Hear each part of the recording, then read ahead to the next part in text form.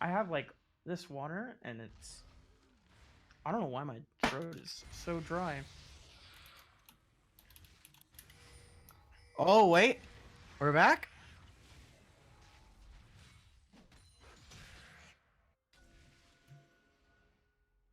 Hopefully we're back. I'm seeing an ad play. Houston to Bravo 5. Houston to Bravo 5. Are we Houston? back in? Houston, do we have a problem still? Wait. All right, we're back. We're back. Hey, we're back. we're We're back. living. We are living. We don't have a problem anymore, Houston. We are back. 15-8.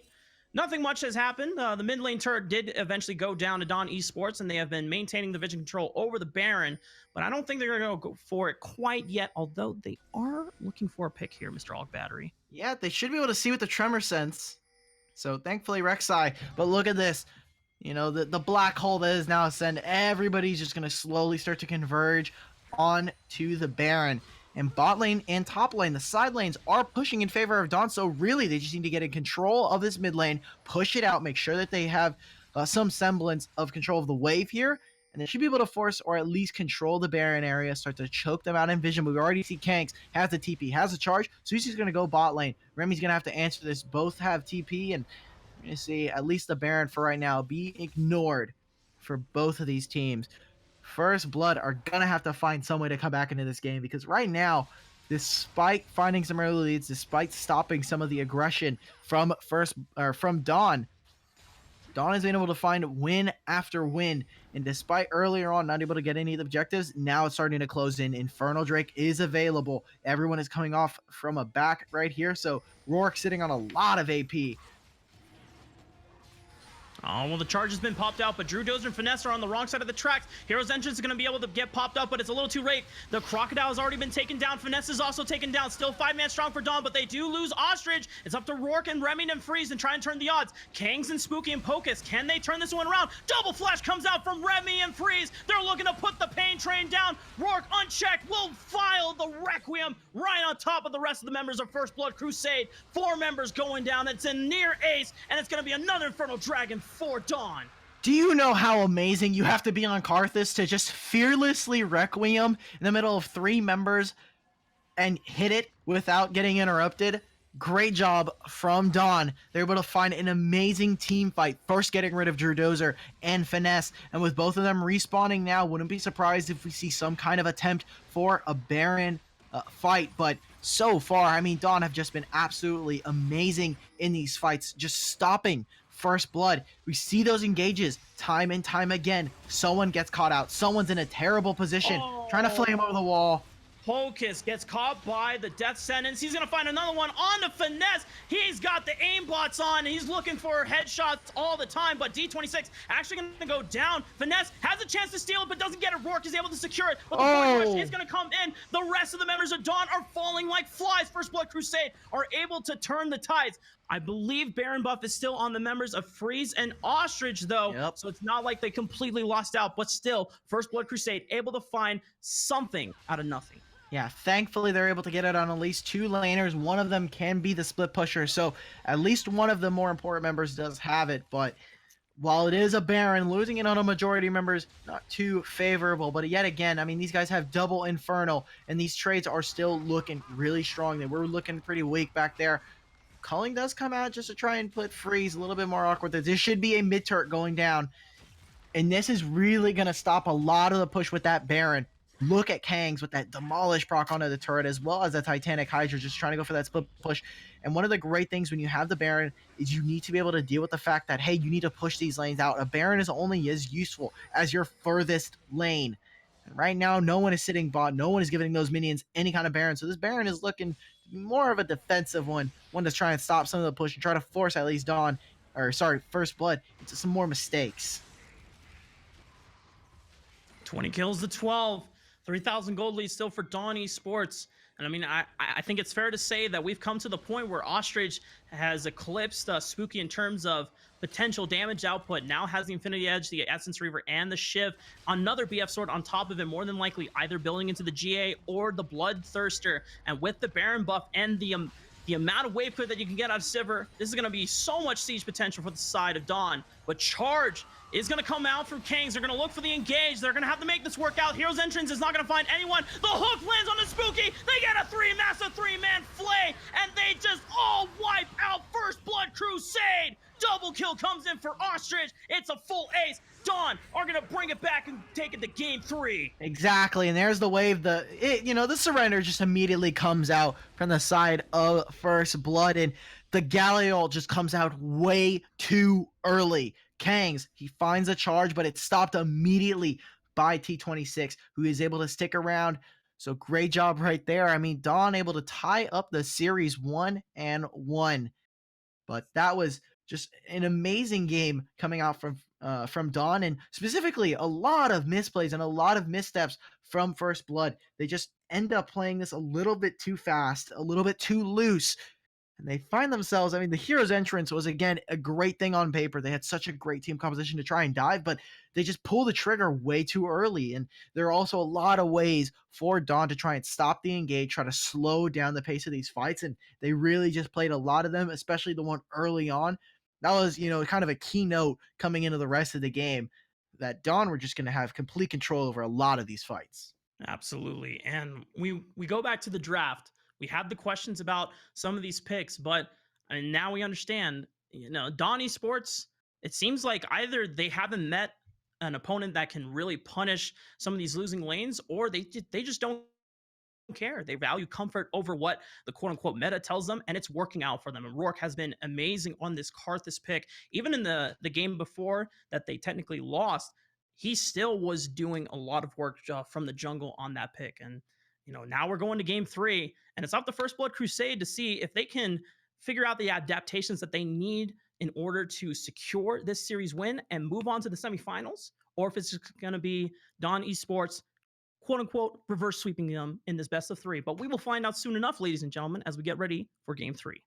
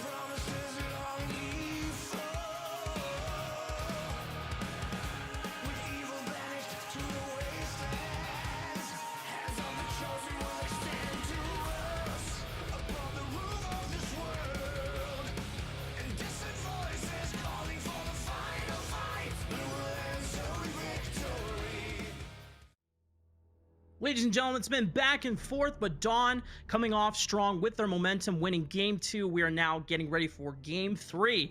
And First Blood Crusade are on the back foot after losing that match. They have to be able to come back to what made their success work in game 1 and hopefully return to the strategy that helped them out. Yeah, Dawn, at the end of game 1, we were seeing them. They were holding on. They were doing pretty well, but it ended up being at the gold lead, and some of the objectives were just too much for First Blood takes that game 1. And now we see in game 2, they're able to just completely stonewall every single engage that this Crusaders want to try and take. So coming into the draft, I want to see First Blood take it either a little bit slower or just draft some more conventional lanes. Drew Dozer, again, when he's on the Renekton, it's a coin flip. You're either 10-0 or you're 0-10. You know what I mean? Just it's like our typical Yasuo's in the solo queue. So you're coming in here for First Blood. For Drew Dozer, I want to see some strong matchups for him. Make sure that he's in those winning ones, and for Finesse to be playing it around. Again, in the spot lane, Pocus and Spooky have been somewhat of a rock for them, playing very strongly, or at least solidly, but need to find some kind of advantage because right now the solo lanes are just not coming up enough, specifically this mid lane. And the draft has started for Dawn and First Blood Crusade here. And Olaf is actually going to be the first ban taken away from Finesse. The power of that jungler in the right hands could definitely be the spark of ignition that First Blood Crusade need to be able to get this early game off straight. And I think, when we come back to what First Blood Crusade did that helped them out so well is that they need to get on the right foot because, as you said before, Alk Battery, in that second game, Dawn Esports was able to equalize most of the advantages that First Blood Crusade was trying to find in the first 15 minutes. Yeah, right now. And I mean, we're seeing a huge repeat of bans, basically, because Dawn last game, they banned the Olaf, they banned the Fiora. Wouldn't be surprised if Katarina, Kindred again, Vladimir and Akali for First Blood. I mean, these are just the things that we've seen in the past 3 games every single time. Wouldn't be surprised, again, Akali's so strong in the hands of Remy and CP Freeze, and Vladimir is just too versatile of a laner. So, going to be seeing that as they're taking their time through the bans. And for Dawn, we've seen in the last couple games is every time last rotation needs to be the Katarina, but no, they're just going to let Drew Dozer say, hey, if you want to pick up that Katarina, go for it. They have to have something in the hand. Ooh, they're going to let Akali through as well for the Karthus ban, make sure that Rourke actually has to play the game? And Jace is still on the table as well, but that does mean that the 2 picks there, Akali and Katarina, are up on the table. But the question is Drew Dozer willing to pick the Katarina that early on into the draft? It's going to be up to the coaches for First Blood Crusade as well as the rest of the team to decide what the priority is. And just as you mentioned before, Alk Battery, the Akali was let through, and Dawn wanted to go for the Jace instead. So it looks like the Ninja will be sliding into one of the solo lanes. The perfect execution, my man.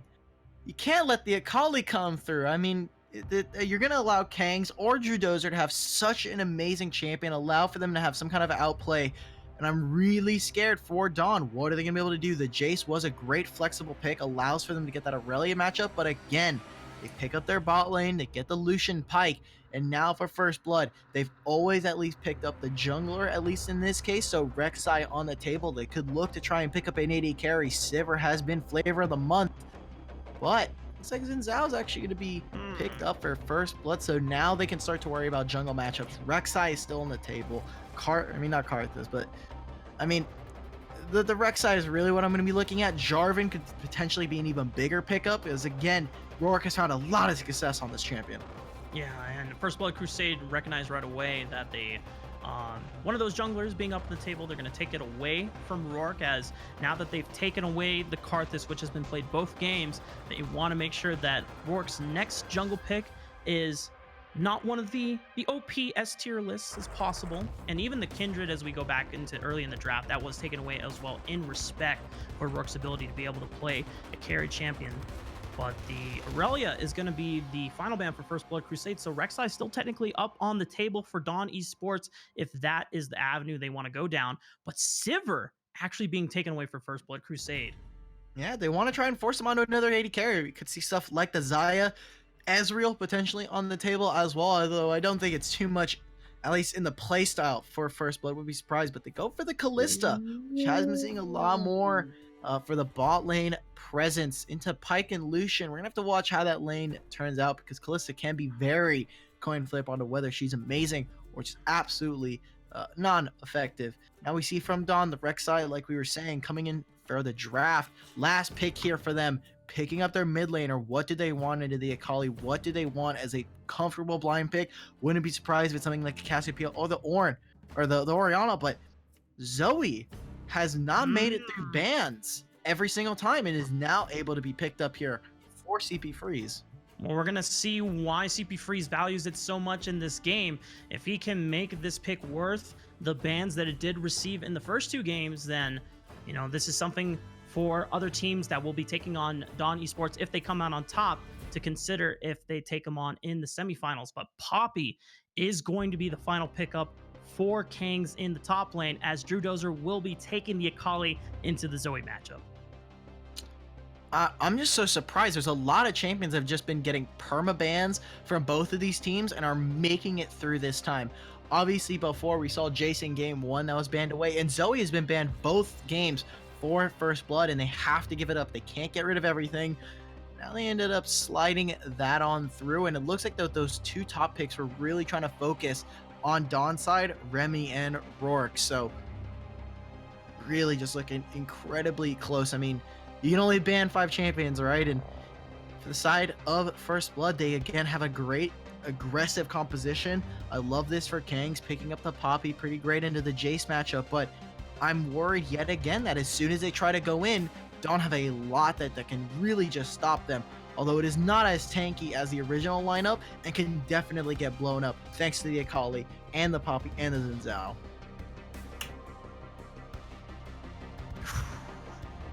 I'm trying to wrap my head around what are going to be the implications and how the early game is going to be played out, because this is the first time that we've seen Dawn Esports on a more than 1 winning lane. This time around, you have the Lucian Pyke.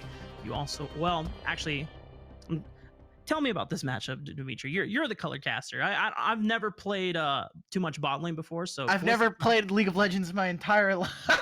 No, you're good. You're good. I mean, the Thresh Kalista matchup is, you know, something that we've seen before. Obviously, is a pretty old lane, but it is so strong when it comes to just having that Halo Blades, being able to proc, get those arrows on really early. And Lucian will have a struggle if, you know, the Kalista is able to dodge the piercing light Q. As soon as that's missed, it becomes really hard. Now, Pyke does have a great time into this matchup, obviously, against the Thresh. Tends to feel pretty good with the Phantom Undertow as well as the Bone Skewer, the slow that comes out of it. Kalista just absolutely gets murked by this thing, and only really being able to use the Q to try and get out with the matchup. So, I mean, for Dawn, the bot lane, again, every single time we take a look at this bot lane, it feels like Ostrich and T26 versus Spooky and Pocus. It just feels like it's more of an even matchup where both of these guys are going pretty solid. Obviously, Spooky has been playing a lot more aggressive with these matchups, always getting the Lucian, always being able to try to find these outplays with the culling and whatnot. But I mean, Ostrich has been playing these a little bit more utility, so now we're going to be seeing him on that flip side looking to try and get those kills. And for Dawn as a whole, playing a little bit more aggressive. They don't have a traditional tank, and they have a lot more of these Bruiser-esque try to continue team fighting. Just one thing that I also want to look at this time around is how Rourke is going to be able to play on the Rex side versus the Karthus. This is a different jungle in the series, but he is playing on someone that can be more aggressive, that can be forcing more ganks. And to be fair, Elk Battery, we even saw times that Rourke was being somewhat proactive with the Karthus even before level 6. He was coming down the lane. He was like, hey, let me pop a Skittle real quick. Let me get that Dark Harvest stack. And he was chunking out these laners. So, hey, wait. What's going on in the draft here? That's not Kalista. It's a Draven. Spooky just having a little bit of fun, and now Ostrich is hovering the Draven as well. But, you know, back to the topic at hand. You know, Rourke, what do you think this is going to be like in terms of change of game style? Is he going to be just super proactive, or are we going to see him just completely snowball? Or if we see Rourke trying to ult from base using the quote unquote Karthus ult that he doesn't have, I'd be pretty disappointed. But yeah, true. With the Rex side, you're looking to try and go for these early dives. You have a lot of great ways to try and deal with this specifically. I mean, the Kali matchup, I think, between Zoe and Drew Dozer here, it's going to be pretty okay for Drew Dozer. He's going to be able to get in that Shroud and immediately just try to harass the Zoe. Obviously, with the range matchup, it does get a little bit more difficult, and depending if CP Freeze goes for the Corrupting Pot or the Doran's Ring, we're going to have to see. But Rourke has some pretty good lanes to try and gank. Poppy's is definitely a lot tougher once you utilize the W. It becomes almost impossible to try to use the burrow, try to find something onto her. But I'm really looking for Rourke to try and impact the lanes, because every time we've seen him on the Karthus. Really hasn't been doing too much, just trying to farm up, being there maybe when the ganks are happening, try and find a counter. But now he's on this aggressive jungler. Now he's on the Rek'Sai. How is he going to be able to affect these lanes, especially since your top and mid are not doing too well, or are going to be in a little bit of a pretty weird state trying to gank them. And I'm just sorry. I'm actually experiencing a lot of technical difficulties on myself. So before we get into the final game of the series to see who will take it out on top, we're just gonna throw it to a quick technical break, as hopefully I can get all my stuff fixed, and everyone will be synced up for the final game as we get on the Rift. But don't tune away, guys. I mean, we've got the final game coming up. Just be a few more minutes.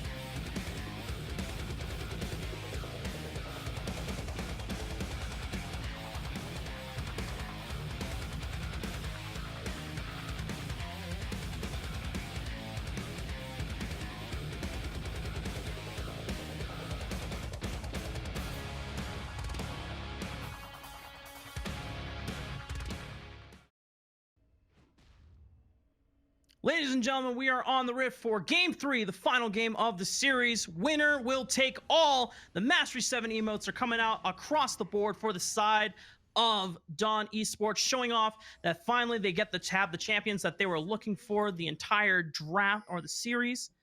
Ostrich, respectively, on the Lucian and Freeze on the Zoe. Both these champions being taken away from them. And now we're going to see if they can live up to the hype. Finally. And for CP Freeze, I mean, this guy is, he doesn't have the time warp tonic, sadly, but he does have this cosmic insight and the biscuit delivery, but finally going for the corrupting potion start. I've been waiting for this guy. He doesn't go it on the Syndra. He ends up going it on the Zoe here. They look like they might be trying to find something onto Finesse here, but looks like they're just going to get caught out. And something to note here is Remy has gone for Kleptomancy on the Jace, trying to get some poke and just trying to find some gold gains wherever he can against Kangs. Kang's no longer on that much of an aggressive champion, but not to shirk anything away from Ostrich.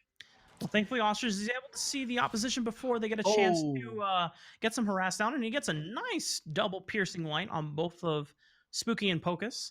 They do take out the ward as well, so no early vision for the side of Ostrich and T26. I mean, thankfully, the XP was shared on that first ward, so they won't be getting level 2 on first wave.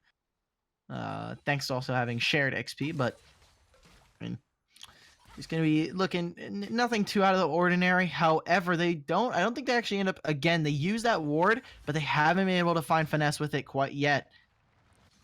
So now we're going to see that pretty greedy clear. Yet again, Finesse going for that red right into blue buff and then looking to try to invade. And when Rourke is doing this extended camp clear, going for that full clear top side, then going straight over to the buff, this should mean that Finesse is not only healthier, but he's going to be able to deal a lot more, especially with the Halo Blades Keystone. Yeah, and ever since the jungle change where it takes 4 camps versus 3 camps to get to the level 3 mark, this will give Finesse an upper advantage as Xin Zhao much inherently stronger at level 2 than Rek'Sai is, respectively.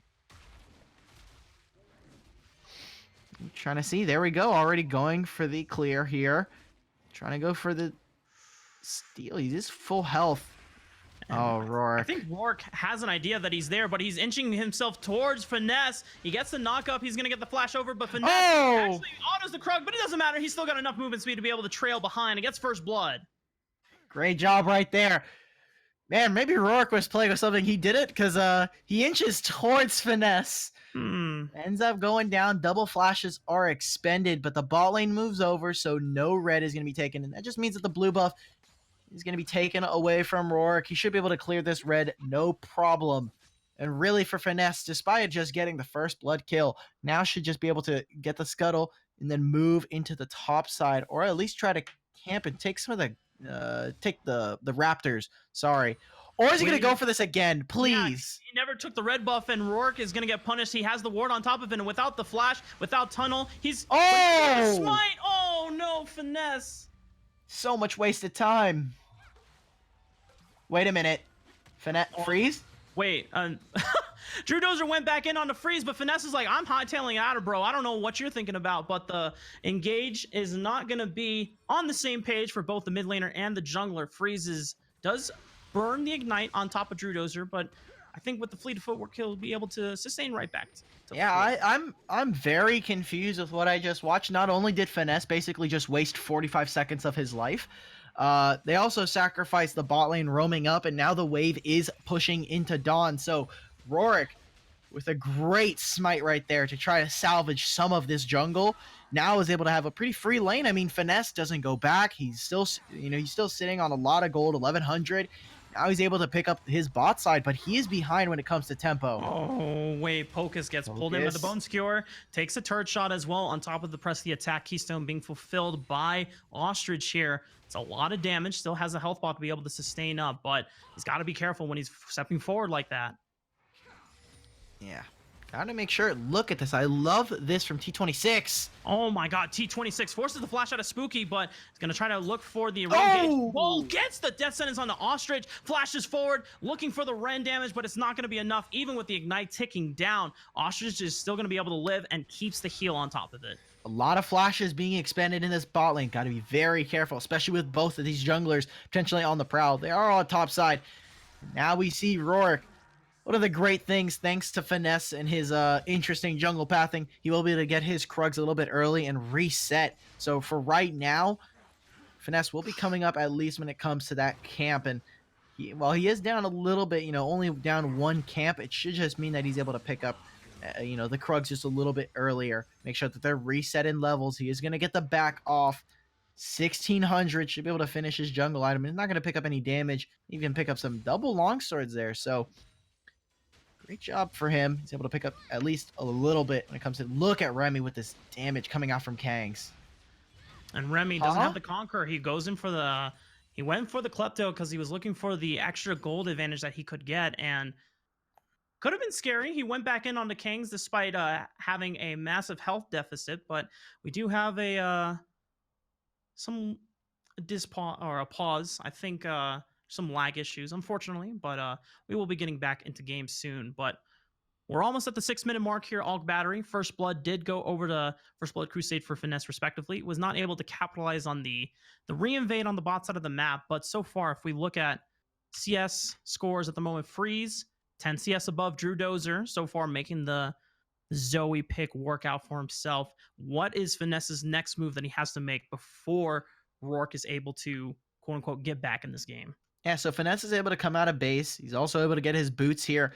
And for Rourke, what I'd like to see, he's just going to have to back right here. So Finesse could look to go for bot lane. His camps, his Raptors, and his Gromp are going to be looking to rubber band next.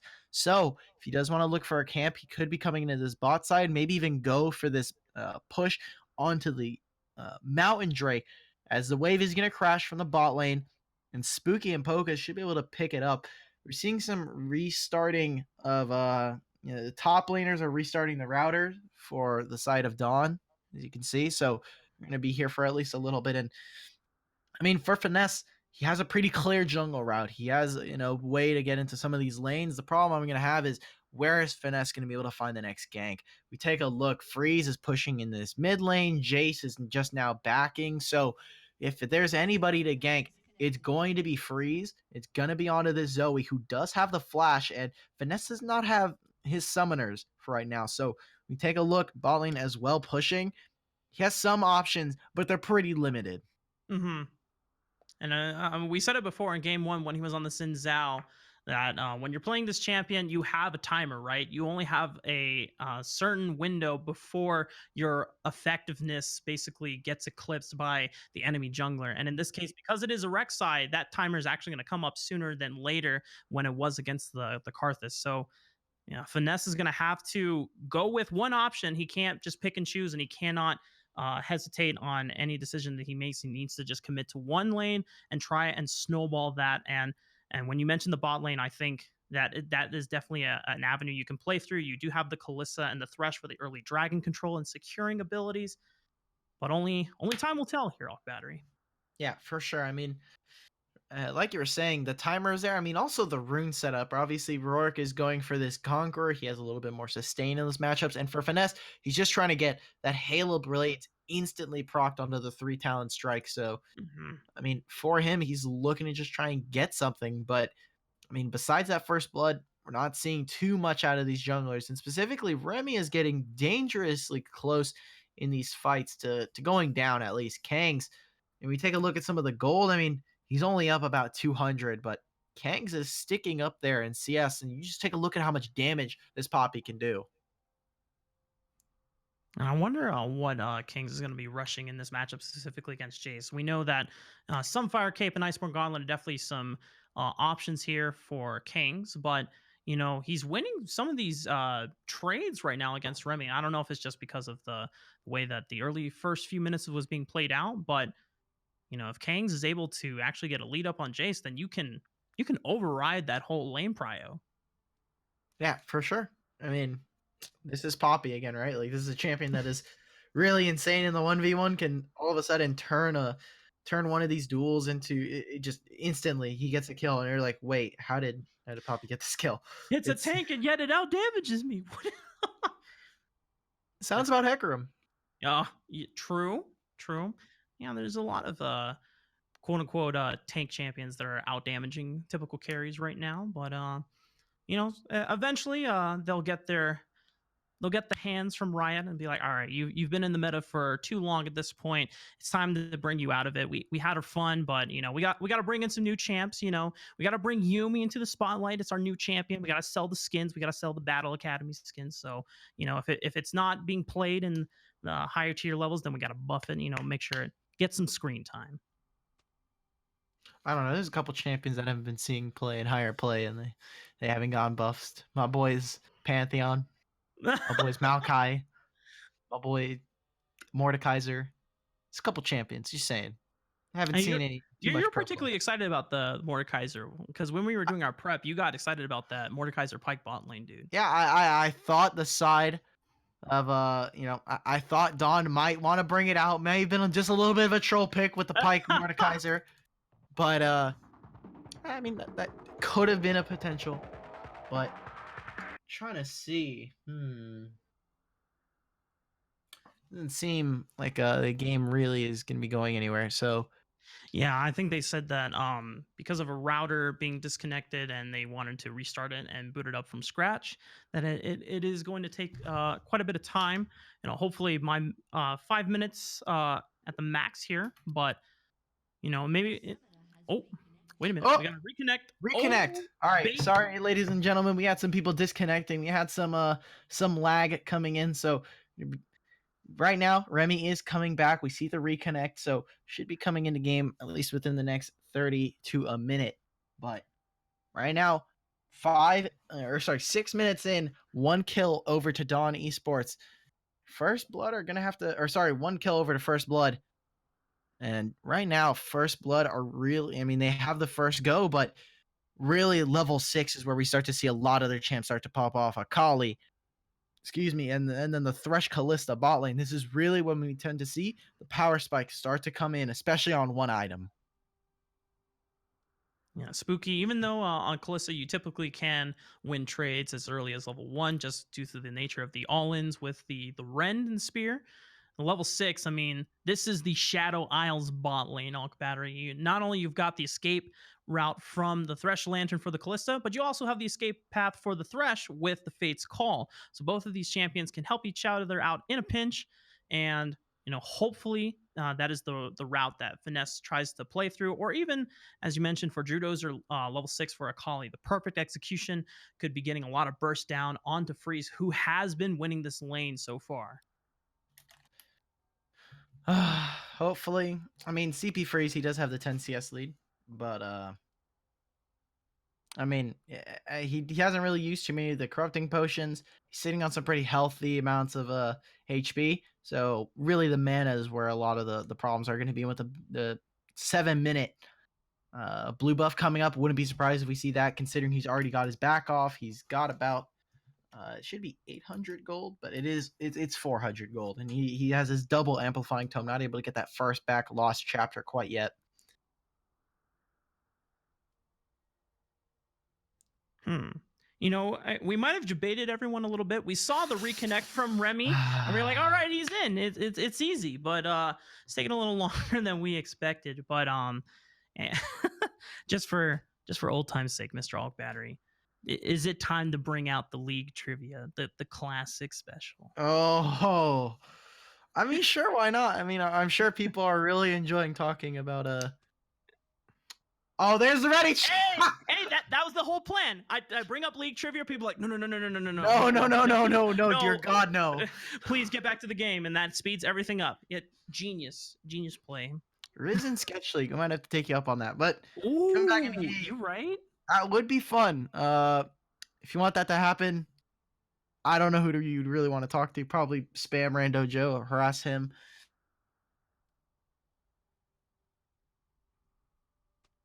Daddy Bester in the home. I see. Oh, we don't even get a countdown for the pause. It literally just starts immediately. Hey, they just throw us right back into the action.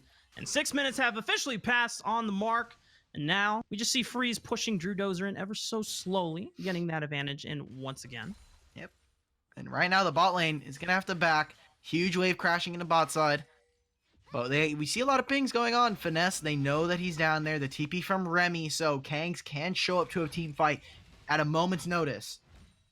Remy's going to try and poke this out. Really hasn't. Kangs has not gone for a back quite yet, sitting on 1,500 gold. Maybe he heard you. He's like, oh, you know what? I should back. I do have a lot of money. And Drew Dozer might have heard the call too. Wow, everyone's getting these backs synced off, and that's I think and what you would call is a very good thing for competitive teams to do. Yeah, I would like to see teams eventually back buy items, but one thing to note is, I mean, for Drew Dozer, there should be a pretty okay back, as Zoe's gonna slowly push the wave in. She doesn't have a lot of mana, so wave is gonna crash as soon as you get back to lane, and the bot lane is just gonna meet up as soon as. The enemy bot lane is able to arrive here. Finesse trying to get Scuttle priority. Rourke is here as well, so potentially a fight now for the bot lane. Oh, and Pocus doesn't seem like he has anywhere to go, and it's not level 6 for Spooky either, so No Fate's Call is going to save Pocus's life. He has accepted his fate, and he's going to go down. Yep, uses the Ravenous Bite. It's a great job right there, able to find a kill onto Pocus. Like you were saying, no flash available. Some tasty damage. Don't disrespect the Halo Blades Callista, baby. Finesse. My man. He's just farming up. Obviously, the Rek'Sai is shadowing this bot lane. And he might be answering the dive that was being attempted here. Drew Dozer's also roaming down as well. But they should have eyes. They've already called off the dive from Rourke. Ostrich and T26 are going to back up. And Kang's getting dangerously low against Remy now. Look at that grass proc. Absolutely delicious. But yeah, for right now, you have to watch where Finesse is, because he's hovering on this bot side. But what are they able to get from this? Constantly wasting a lot of time trying to overforce for this. Glissol, Fate's Call. Fate's Call comes in. He's going to pull the Lantern for Finesse to be able to jump right onto Ostrich. And there is the Ren. Spooky's going to be able to pick up his first kill. Yeah, great job right there. Spending a lot of time. He's going to have to make something come out of it. There we go. Sleepy Trouble Bubble does land half of Drew health. Oh my god. Akali's health just absolutely game played right out of the game. Quite beautiful. And as you would say, Zoe's a very fair and balanced champion, but Kang's Rourke. He's not in a good spot right now. He flashes away, but at what cost? He's actually going to go for the attempted 1v1 under the turret, but Remy's able to get the flash away just in time, and he gets the damage done onto Kang's. Yeah, great job from Dawn, and despite some kills going over, Remy finding an advantage and getting very close with Kangs. Kangs end up going for a flash. I think the W just comes out way too soon. Ooh, now bot side, look at this. Level 6 is available. Getting ignited, looking for the death from below, just needs a couple more hits to the face, but here comes Finesse for the counter. They're able to secure the Mountain Dragon as well, and they turn around onto Ostrich. Death from below finally lands, is going to look for the Phantom Undertow, doesn't get the stun, but here comes Zoe's here. Freeze, looking for the second death from below, gets the reset, but the wind becomes lightning, will stab him right through the heart, but CP Freeze still has the health advantage, has a flash to be able to pick up, burns him down with the ignite, doesn't even need the flash, but Drew Dozer is now here for the counter roam, gets the perfect execution stun, but here comes Rourke as well. And that's just going to dissuade Drew Dozer from committing to the all-in.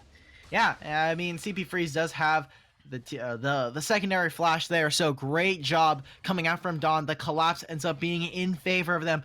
They're able to get the 3 for 2, and specifically Pike being able to pick up a lot of gold for the Lucian despite going down pretty early in that fight. So Dawn, great job right there. The Mountain Drake does go over to first blood, but Rourke coming in, or sorry, CP Freeze coming in and try and save the day a little bit there. Finesse going down.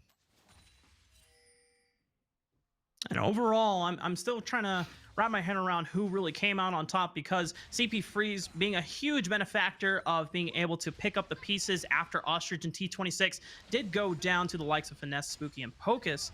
Mountain Dragon still being secured up for Finesse as well. When we go back to this top lane, as the directed camera is actually going to center eyes on a Finesse, was looking for the dive, but Remy just speeds on away, says no thanks. Yeah, no gank. and I love this coming out from First Blood. They try to go for that top wave, and while Remy does end up backing up, we see that Drew Dozer, he pushes in the wave and then he immediately moves towards top side. He doesn't have the perfect execution quite yet, but I love the fact that the movement is already there from First Blood, and they say, hey, we have priority for this top side. Well, guess what? We're going to start the rift. Pocus is taking a little bit of damage here. Trading hooks. and trading some support damage, but thankfully T26 is able to heal thanks to that passive on the Pike. Now, Rift Herald, look at this. Now we see that CP Freeze is moving over, potentially. Rift Herald is going to go over. They're just trading blue buffs. And already Spooky and Pocus are going to clear out some vision. They might roam over to mid wave to cover since Drew Dozer is trying to help protect the Rift Herald take as well. CP Freeze was looking for some damage on the Drew Dozer, has him about half health, but not going to find something quite yet unless he lands this bubble. Nice job. Able to dodge that. Thankfully, the Shroud provides a lot of protection for Drew Dozer when it comes to Sleepy Trouble bubbles. We see this already. Rourke taking an advantage. Says, hey, you got the mid priority. Well, guess what? I'm going to take some of the camps. See the Finesse going for this. Potentially could be a steal here. We've seen Rourke once on a red buff. We've seen it twice. Let's see it happens 3 times. Oh, and the Crescent Guard as well. Finesse is able to use his ultimate to secure the red buff. He knew what Rourke was going for. He's like, all right, buddy, I'm not going to let you pull the red buff away from me. Only I can do that, and he secures it for himself. Something to note is Drew Dozer also uses the perfect execution there. So no ultimate anymore. Pulls Pocus. Oh, and Spooky is actually trying to turn tail onto both T26 and Ostrich. They get a lot of damage down, but Rourke is here. Fate's Call is going to come in. He uses the Void Rush to gap close onto Spooky. He's still kiting his way. Death from below misses, but here comes CP Freeze over the wall. And with the help of Ostrich flashing forward, they get the double kill. Great job right there. Able to find the kill onto the bot lane. Just way too overextended. Not really in any position, especially with Finesse not really there to try and help. Drew Dozer has still not backed. My guy. He's just trying to get this mid priority, but it is not going to do any kind of favors for him. Dawn are looking really strong into this game 3. You have to be worried a little bit if you are first blood. But bot lane going down really just needs to see what happens. And I love that Pike is now roaming with Rourke, which is what I've wanted to see every single game. You just have these hook supports. You have these supports that allow you to try and roam. You need to be able to roam with your jungler, put down vision, and also apply some kind of pressure. Oh! The Keeper's Verdict. Just a couple more autos could be able to do the trick here for Kings, but picks up the Buckle Shield just in case Remy was looking for an outplay of some sort. It seems to force Jace away, though. He has the teleport if he needs it to come back. Great job. I mean, Kang's having to force that out. Rift Herald as well. This is pre-14, but this time, I don't think Shelly's going to hoof. Please don't tell me, please. My credibility. It's gone. Well, with the Finesse has the numbers advantage here with Spooky and Pocus. They do get first brick once again, very much similar to the first game. And if we're going to make comparisons here, first game. Yeah, exactly. We've got another Zinzao. We've got a Shelly going down pre-14 minutes that I didn't think was going to land, and they still get the turret plates. They get 3 there, plus the first turret. And so far, this is an execution that we've seen time and time again from First Blood. They get the first turret. They get some of the first objectives. But can they close out? Can they find the win in that mid game once we hit that 15-20 minute mark? Now we see the engage onto T26. Hook does go wide, but TP available for Kangs. There's even a double Mountain Dragon as well here, Alk Battery, just like the game 1, but this time they have priority for the side of CP Freeze, so Rourke might be able to secure this one for himself. And the rest of First Blood Crusade, with Remy even coming down as well, he says, you know what, I know I don't have TP, but I don't want them having the Mountain Dragon, so a trade for a trade, as no double Mountain Dragon is going to be secured just like in game 1. Freeze! He ends up missing everything. He doesn't land. Oh, ooh! Close from T26, but no cigar. He's not able to find it. Kang's finding a top advantage. It's going to be another turret going over to the side of First Blood, and no one really to answer this. Remy having to rotate mid lane potentially for a fight there, but another turret does go down.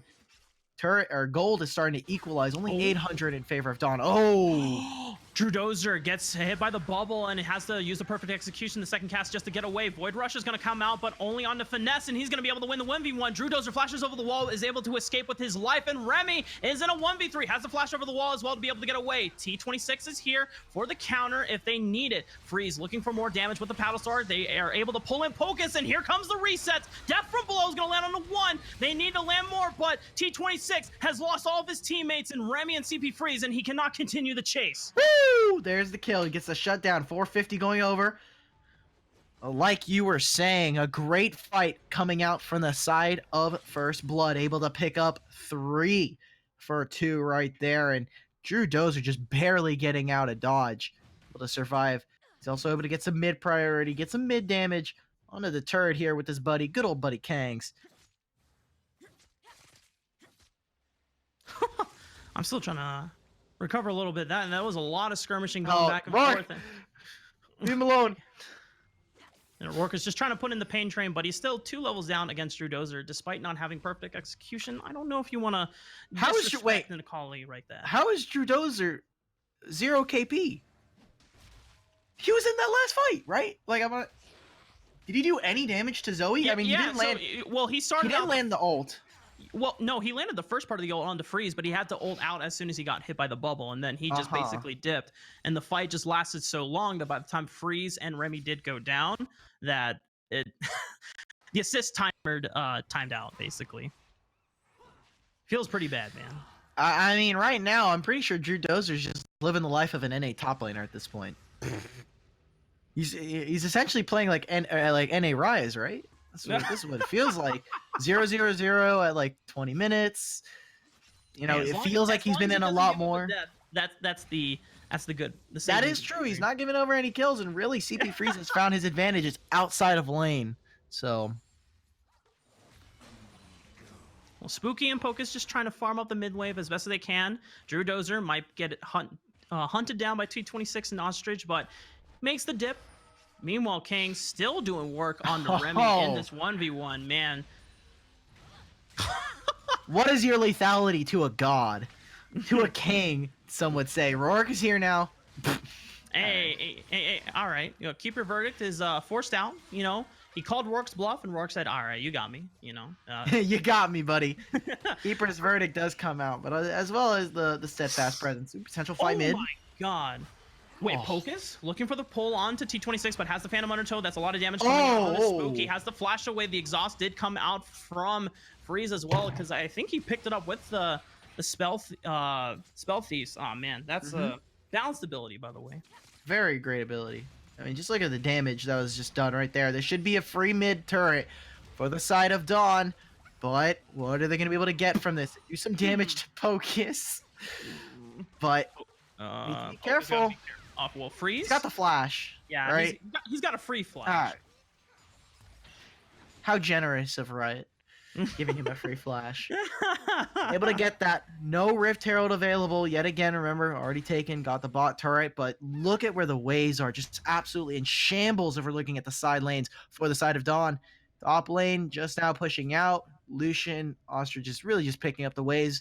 But mid lane is where they're trying to find this advantage. Dragon is spawning soon enough, and if they really want to fight for this Dawn, they're going to push out this bot side, push out top lane, make sure that Remy's in a side lane, and away from Kangs. Make sure that Kangs is nowhere near this man, because right now, Remy is just falling so far behind. He's only 20 CS down, yes, but the fights are getting more and more hopeless. I mean, eventually, this Pop is going to be able to stack so much armor that even with all that armor penetration, doesn't seem I'm pretty sure we're already there. Yeah, we're already there, right? And I do want to say I'm very pleased to see the finesse. Instead of going for the Trinity Force, which is what you normally see on Xin Zhao's, at least in solo queue, he's going for the Black Cleavers. So he acknowledges that, you know what, my boy Spooky is going to need some help shredding some of the armor, even though it's not a lot of it is being stacked. You see all these ninja tabbies, so he's making the team play here for the team.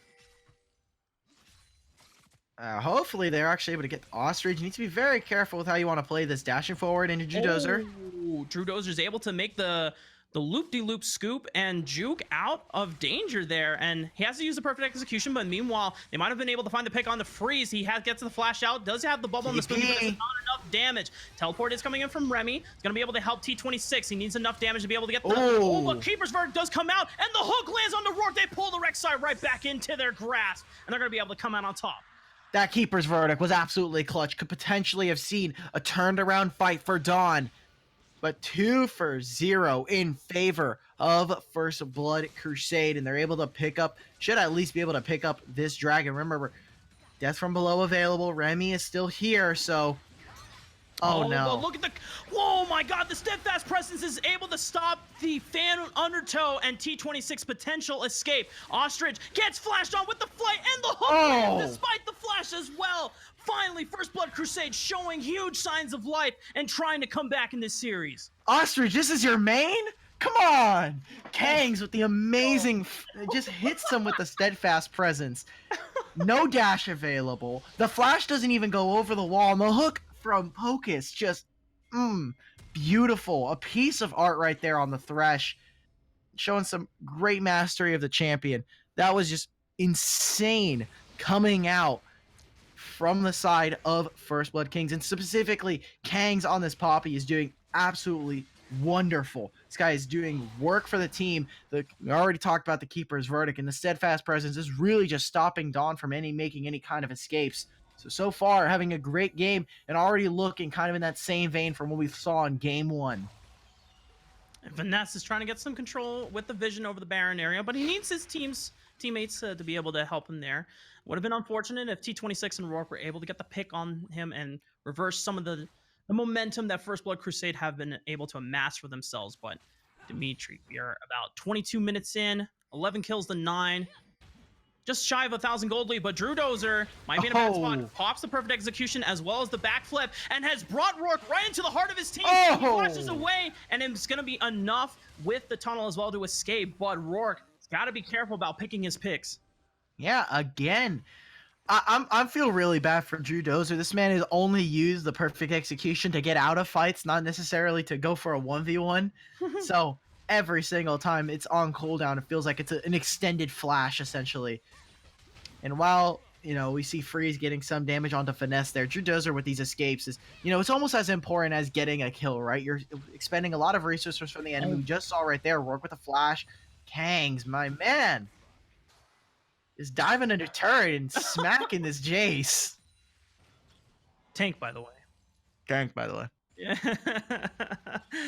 Oh man, this is the power of Poppy, baby. Being able to build a Sunfire Cape and Iceborne Gauntlet, as well as the Bramble Vests, all technically armor defensive items, but they have some offensive power to it as well. And even when Remy tries to go in for the auto attack, he ends up hurting himself as well. He doesn't even get through the shield for Keeper's Verdict, so Kangs, my man, just really doing great on the Poppy right here, and is becoming a huge nuisance for Dawn. Not only is this providing a lot of pressure onto Remy so that he can't actually push out on a lane, and especially because he has a utility kind of keystone in the Kleptomancy, but they also can't kill this man. They can't get back into the back line. This guy is providing a lot when it comes to utility with the Keeper's Verdict and the Steadfast Presence, so this Poppy pick is coming up huge for the side of First Blood. And the rest of the First Blood Crusade still maintaining the Baron dance of just trying to control the vision, push out mid-wave, go and clear out some wards, clear out some pinks, establish some vision control. It's the same old, but Kangs, as long as he can continue putting the pain onto Remy in this bot side, then eventually an advantage is going to give. Well, Dragons aren't going to be up. Bot lane is pushing in favor of Dawn right now. And Baron is going to be the next fight right now. I mean, Drew Dozer has to find something with the perfect execution. They have the Fate's Call. We have all the ultimates available. And really, what I want to take a look at is where T26 is going to find this advantage, because the Death from Below has been absolutely instrumental in how they want to try and find some of these wins. Can be a huge team fight execution if they're able to land it and if they're able to get them. But the problem is that Ostrich is getting caught out. Rourke goes a little too far. That's the entirety of First Blood just pick them out. And right now, Spooky is power spiking. He's got his Bork. He's got his Phantom Dancer. It's becoming increasingly more difficult to try and kill this guy. And there's not enough hard crowd control on the side of, or reliable crowd control on the side of Dawn Esports to be able to lock Spooky down. Yeah, you have Bone Skewer and Phantom Undertow, but if you're not able to land these things, then Spooky is just going to be able to use the Martial Poise to be able to kite away from danger and eventually come out on top. But Dawn Esports trying to push back, and we might see a roam from Rourke trying to punish Kangs overextending on the bot side of the map. Trying to go for something. Dragon is going to be available in the next 15 to 20 seconds. We're just trying to find something, get some poke off. It's what I want to see from the Zoe, playing with range.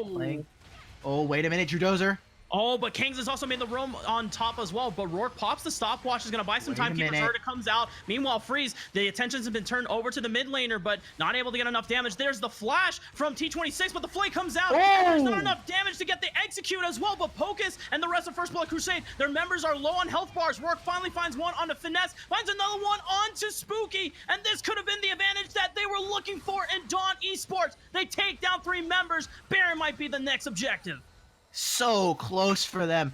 First, it starts out with just trying to get the kill onto Ostrich. Rourke goes a little too far, and what ends up looking like a great fight for First Blood, it becomes a little too close, and what ends up happening is 3 players from the side of First Blood go down. Dawn able to pick up this Baron, the backs, the full resets coming out from the Poppy and the Thresh, and Dawn, what was looking like a pretty rough early game, what was looking like a repeat of what we saw in game 1, are able to find an amazing team fight. And they're able to find at least the Baron for right now. How are they going to... Now we have to see how they're going to be able to close out this game.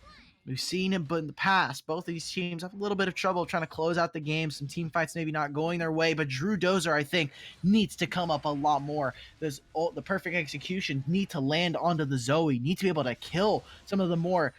the less mobile members of this Dawn's roster, or else this Akali is just sitting here farming waves.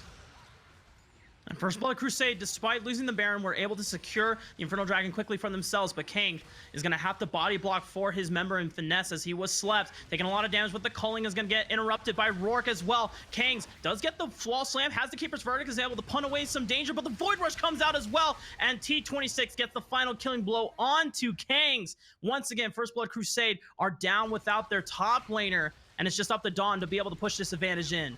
Yeah, and now they have the mid wave as well. There's a mid lane wave that is coming to come in. It is 2 casters and a cannon, so they should be able to at least take this mid turret.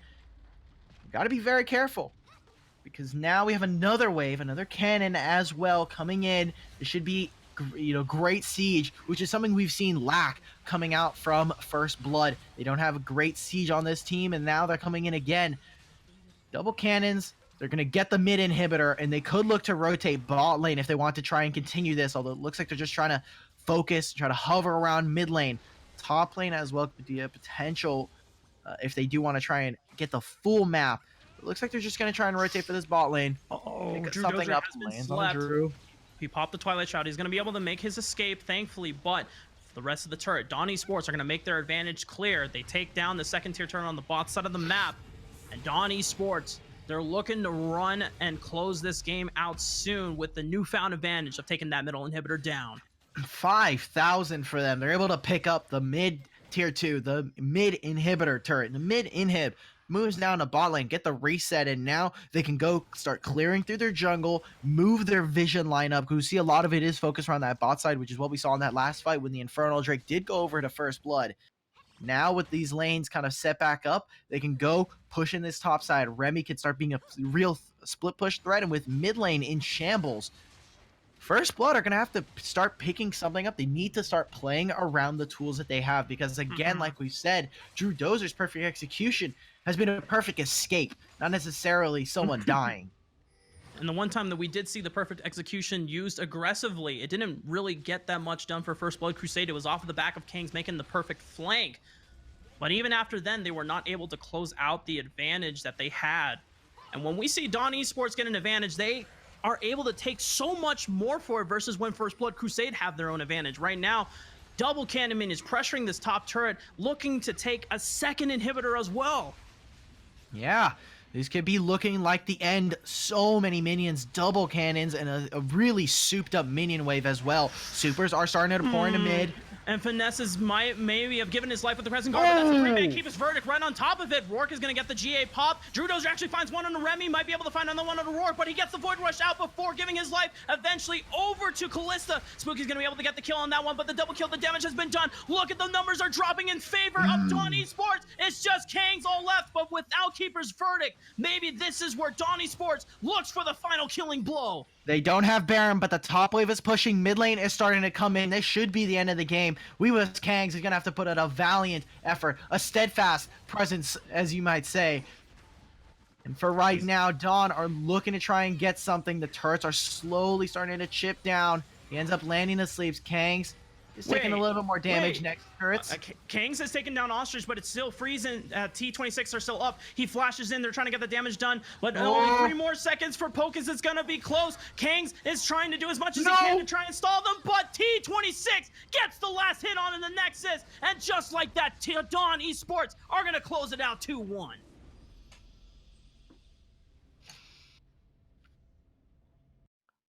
Now, how many people voted for Dawn? How many people? We know Um, on Twitter we had a lot of the people in I the think it was a Risen clean sweep broadcast. across the board. Yeah, they all knew. First Blood just playing way too comfortable. It felt like these picks that they were taking out were, they kept bringing out these really weird comfort picks. We saw the Fiora in the first game, and it did really, really well, although the split push was definitely leaving something to be desired. And we saw in the middle, or in the second and third game here, that despite Kangs getting these pretty good matchups, the transition of their lead was really where a huge problem for First Blood ended up coming up. And Mhm. again, closing out games was something that we said in game one they were going to have problems with, and they needed to fix that. We ended up seeing throughout the series that they weren't able to close it out. And even in this game that had lots of, kind of had a lot of notes from game one pouring in, I mean, the closing out part was a huge problem. We end up seeing Drew Dozer not able to execute, not able to find those kills. And despite having a low KP, really doesn't signify kind of the ultimate trouble that we saw coming out from First Blood, not able to find those kills and really not being able to kill CP Freeze. Yeah, and not to take any credit away from First Blood Crusade, I think to give credit where it is due, you have to point that some of these lanes were outperforming on an individual level. Kangs, especially into Remy, seeming to always have his number in terms of being able to get the better 1v1. Whether he was counterpicked or he had the counterpick option, he always made that advantage available for First Blood Crusade to play through. But unfortunately, for the rest of First Blood Crusade, as you mentioned, the problem came from it wasn't gaining the leads, it was actually using those leads effectively and not losing them so soon. And then when you saw Dawn Esports get a lead, they immediately ran away with the game. And the best example we saw was definitely game two, where as soon as they got far ahead against First Blood Crusade, they were in control for the remainder of the next 10 minutes. And I mean, it's kind of indicative of kind of the performance they've had all season, right? Obviously, all of these rounds, all these matches have been best of three, but I mean, they only lose one game, and typically it is their first game. And then they come in with that reverse sweep. They come in with the mini reverse sweep. They get the 2-0 coming off of that. They get the 2-1 victories and continuing on. They are undefeated going into semifinals. And Dawn, you really have to start looking at this team as yes, they might drop one game. Yes, they might drop the first one, but coming in, they really do have great prep and great ways to come back into the games, come back in the series, and have really strong performances. Absolutely. And to give us a little breakdown and their thoughts of, post victory game, we're actually going to be getting a quick interview with one of the members from Dawn Esports. Our production staff is just finalizing who is specifically we're About going to to bring be. in everybody from Dawn. Ah, T26. you got it.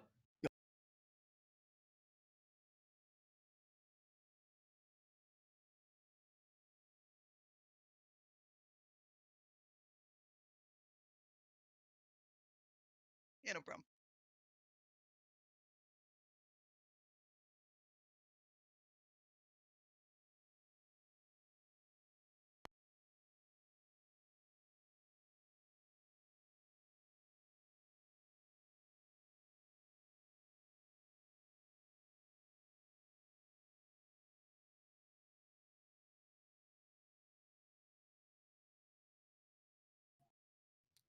I believe we're in. Hello, hello.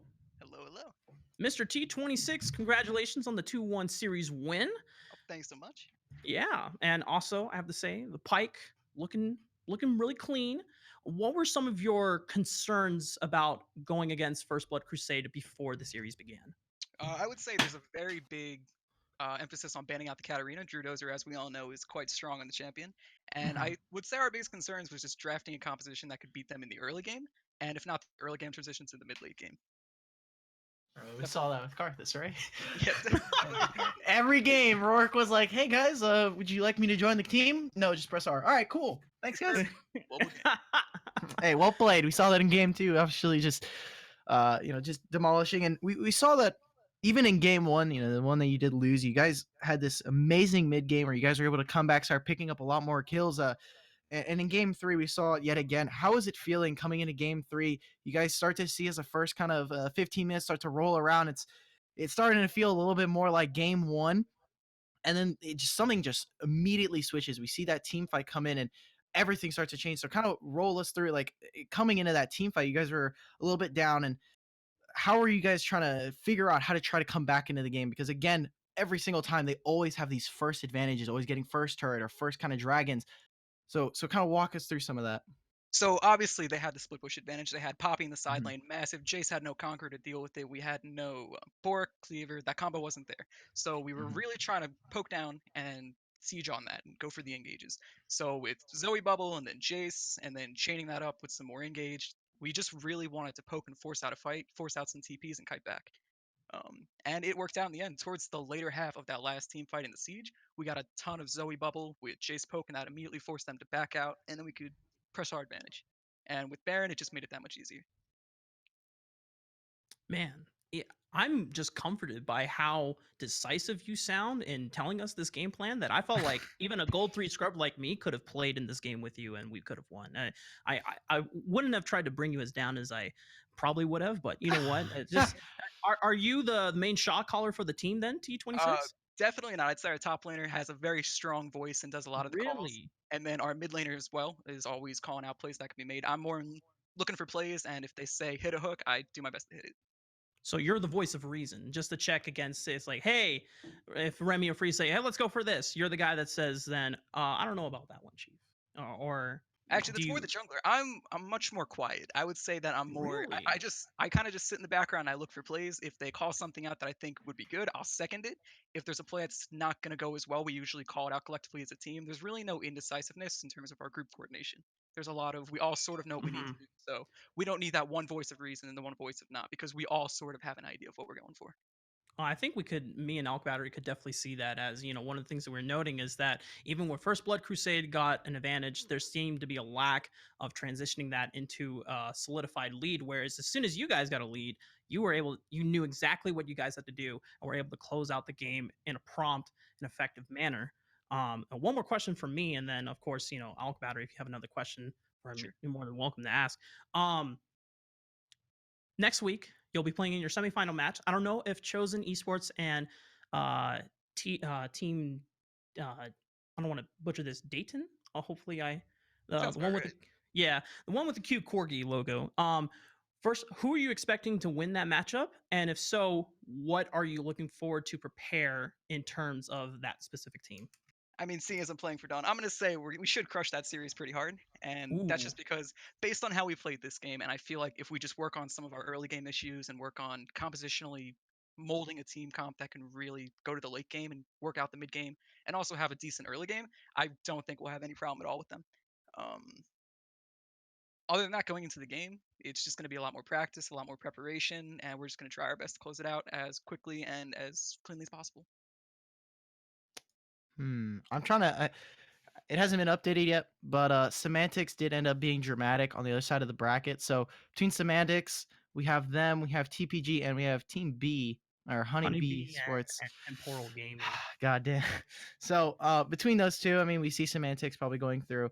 Um, I mean, are you guys excited to try to bring down if Chosen is going to make it through? I mean, Oh, these of guys course. are, they're another team that didn't exactly get to make it with a flawless record like you guys did. But I mean, it'd be a pretty amazing run to see you guys go flawless into going into finals and then going from quarters. Yes, you do drop a game, but that's still pretty flawless to, to say the least. And coming in semis as well as finals, do you think you guys can as cleanly take it down, especially moving into a best of five instead of these best of threes?